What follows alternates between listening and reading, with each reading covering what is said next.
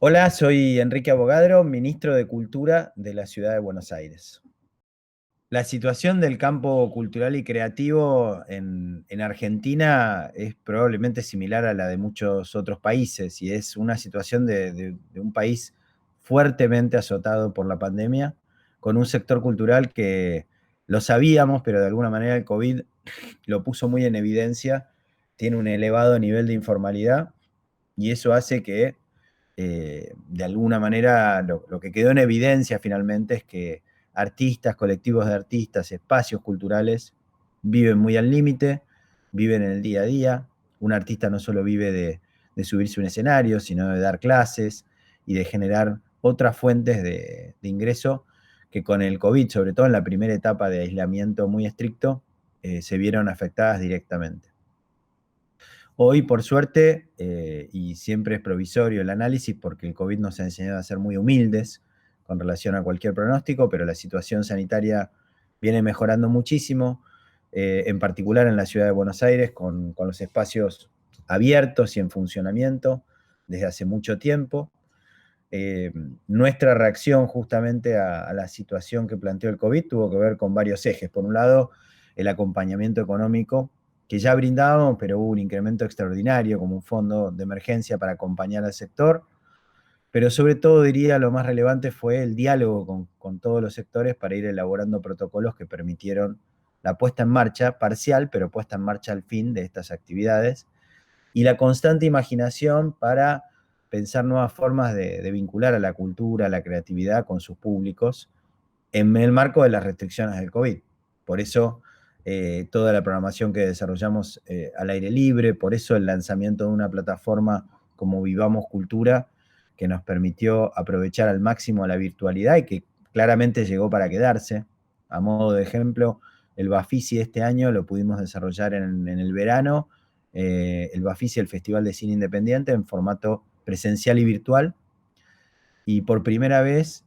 alguien en Tierra del Fuego, en Jujuy, en Catamarca tuvo la oportunidad de seguir en vivo y gratuitamente las películas que se daban en el festival. Bueno,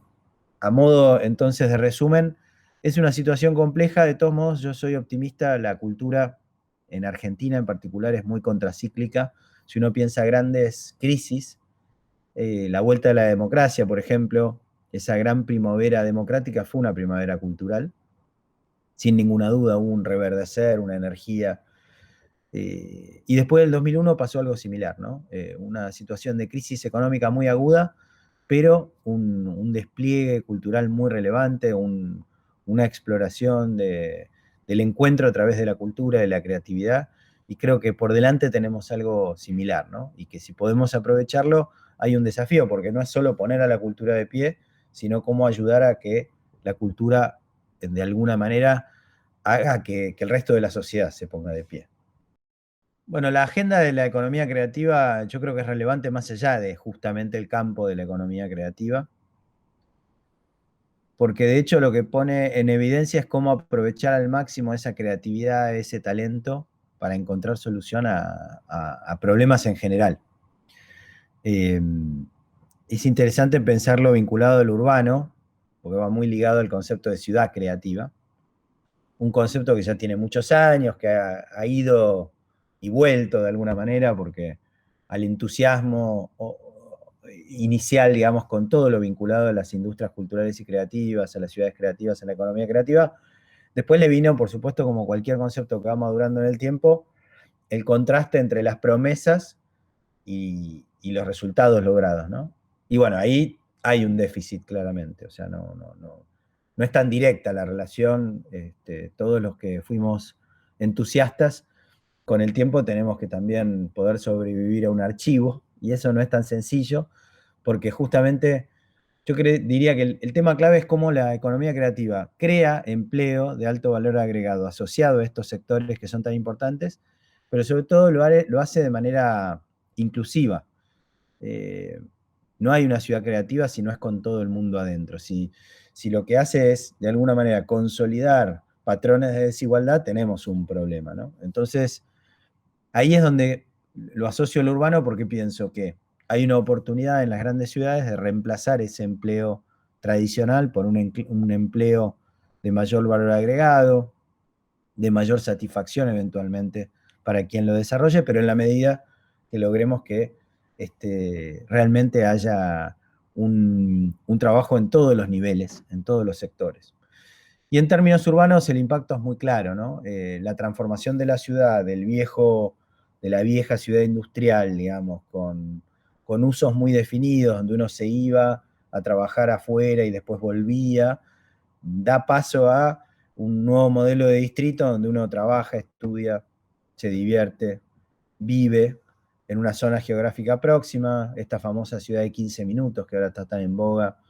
a partir de lo que se está desarrollando en Francia y en otros lugares, donde de vuelta la economía creativa, ¿qué hace? Te permite, por un lado, generar ese empleo de mayor valor agregado, pero a la vez eventualmente cercano a donde uno vive, trabaja, estudia. Pero también te permite repensar el propio uso de la ciudad, el espacio público,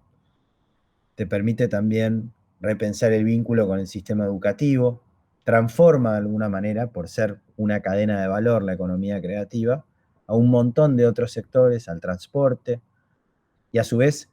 genera aplicaciones para todos estos sectores que en definitiva pueden ser aplicaciones innovadoras que hagan que vivamos mejor.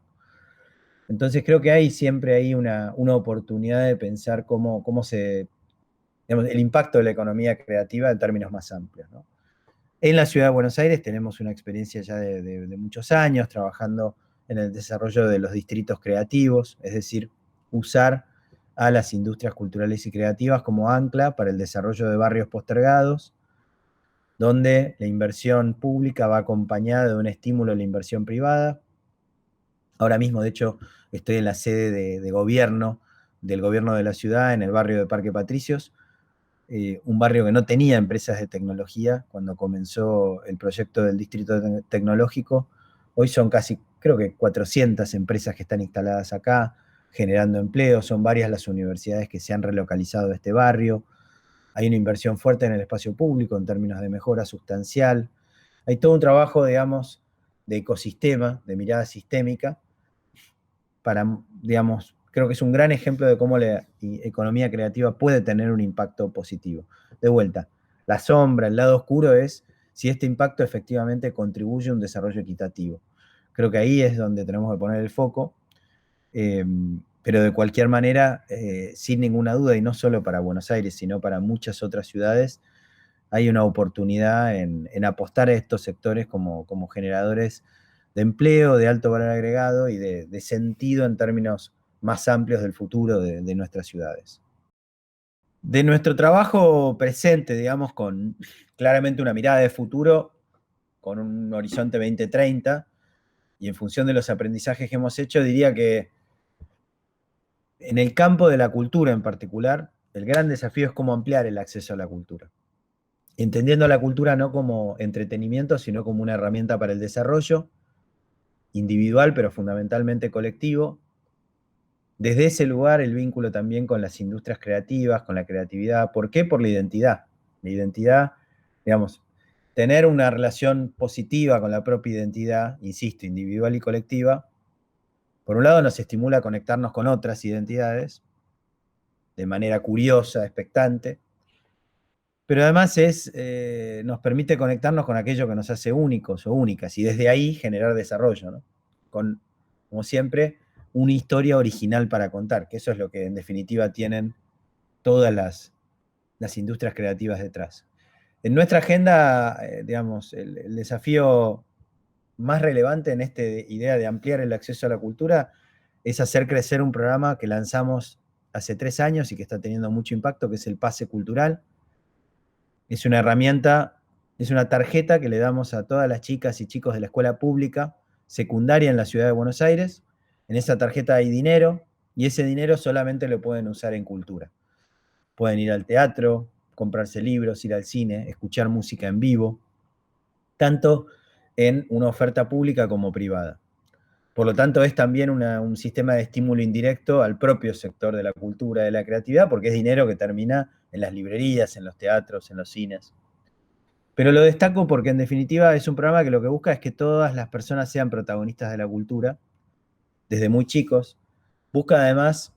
que tengan la libertad de elegir, nos parece muy importante. Es el primer programa de estímulo a la demanda cultural que hay en la Argentina. En general todos trabajamos la oferta. Te damos un recital gratuito, que está muy bien, podés venir y escuchar, pero en este caso te damos plata y vos podés elegir qué haces con esa plata. Y por lo tanto empezás a ser protagonista de tus activaciones culturales, tus consumos culturales. Ese creo que es uno de los grandes desafíos, y si lo proyectamos al 2030 nos imaginamos una gran metrópolis donde todo el mundo realmente tiene las mismas oportunidades de vincularse a la cultura y por lo tanto también de explorar ese famoso niño o niña artista que llevamos dentro y por lo tanto la propia creatividad, ¿no? En términos de ser no solo objeto, sino sujeto, digamos, de la cultura y de la creatividad. Un segundo eje creo que tiene que ver con profundizar este camino de la virtualidad, no solo en términos de consumo, sino de producción. El COVID hizo que todos nos refugiáramos en nuestras casas, y lo primero que pasó fue que salimos a compartir archivos, cosas que teníamos, pero lo más interesante vino después, y es justamente cuando se empezaron a generar contenidos en formato híbrido, contenidos que ya no estaban pensados necesariamente para la presencialidad, sino justamente para la virtualidad. Y creo que lo que viene es seguramente una creación cultural y creativa que aproveche lo mejor de cada uno de esos formatos, de esos lenguajes. Me parece que ahí hay un segundo desafío más que interesante que seguramente se va a ir profundizando en el tiempo, ¿no? Creo que esos son los dos ejes principales. Un tercero tiene que ver con el acompañamiento al sector, tiene que ver con el financiamiento también al sector cultural y creativo. En la ciudad tenemos una ley de mecenazgo que es muy potente, que reformamos hace ya 3 años. Para darte una idea, este año en mecenazgo vamos a apoyar alrededor de 1.500 proyectos por un total de 1.200 millones de pesos. Es realmente un esfuerzo grande que hace la ciudad, que en definitiva deriva en que haya un gran ecosistema cultural y creativo que tiene recursos como para poder desarrollar sus proyectos. Destacaría esos 3, pero hay muchísimos otros proyectos, por supuesto, para pensar, y en definitiva es cómo desarrollar un ecosistema cultural y creativo saludable, pensado no exclusivamente desde lo público, sino justamente con una mirada sistémica.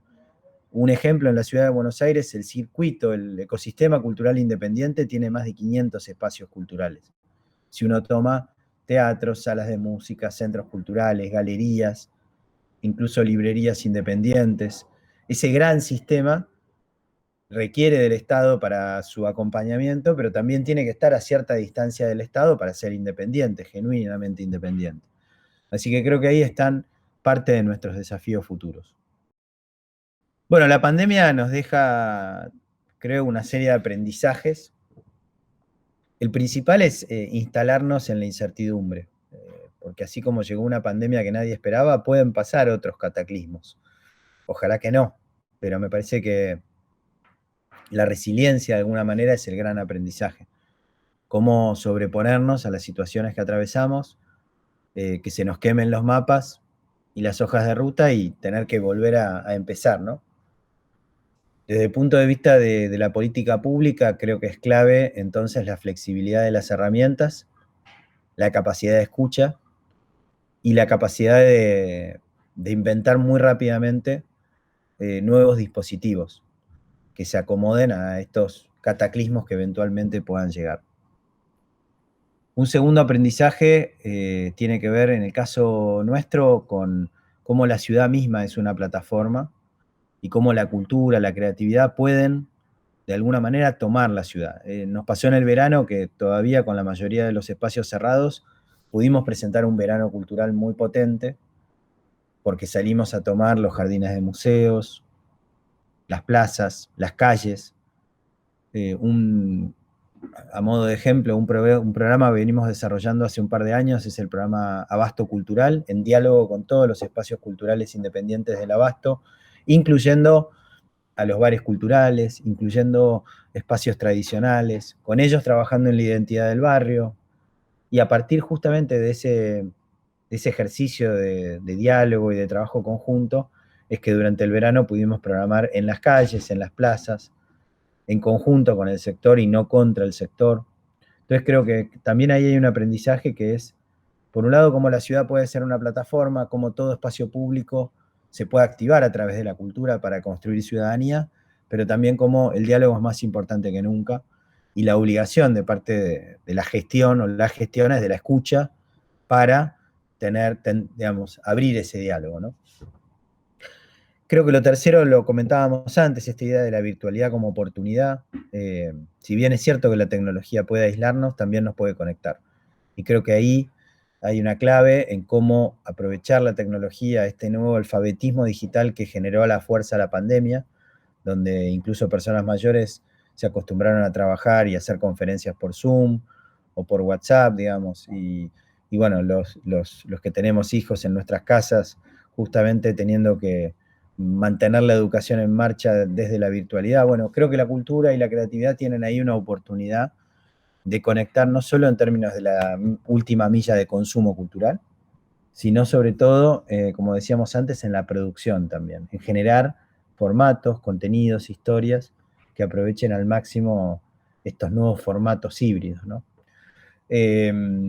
y en definitiva, desde el punto de vista de una ciudad como Buenos Aires, me quedaría con esa idea de la resiliencia, que me parece que es la clave, y es lo que ha hecho que el sector cultural, con enormes dificultades y lamentablemente con obviamente algunas bajas en el camino,